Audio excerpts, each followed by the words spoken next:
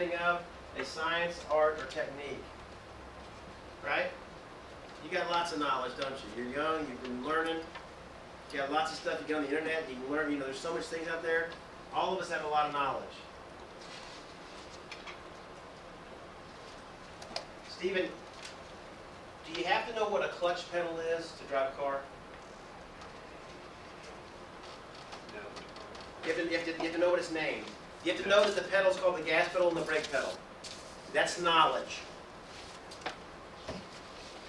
Do you know how the engine works in a car, Juanita? But you can drive one, right? Do you know why you have to put gasoline in it? So it's run. But she has the skill to drive a car. You see the difference? There's a pretty basic difference here that most of us don't ever make this connection. You come to class and you learn knowledge, but very, very few people convert that knowledge into skill. Next one. Execution.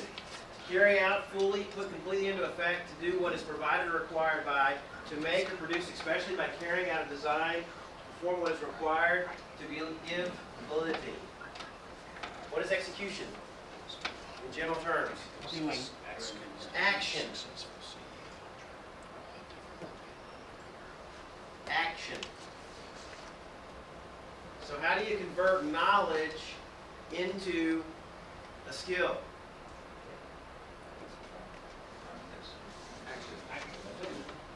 You've got, actually there has to be some physical action.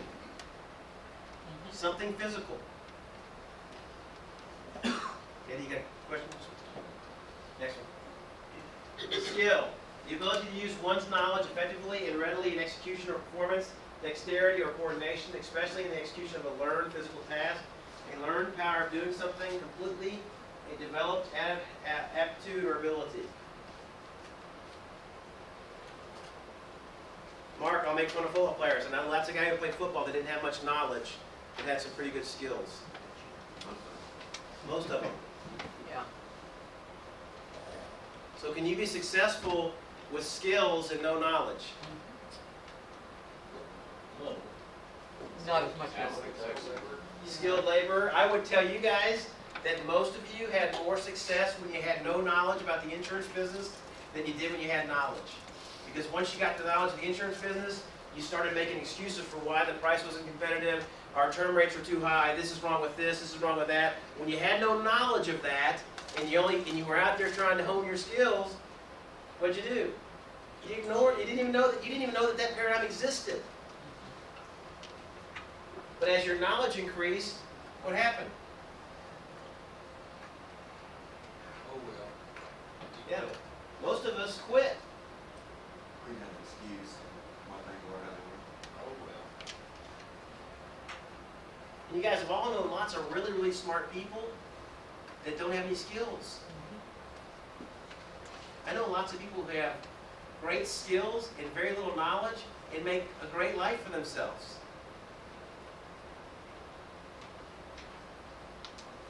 Think about that. Next one, Deb.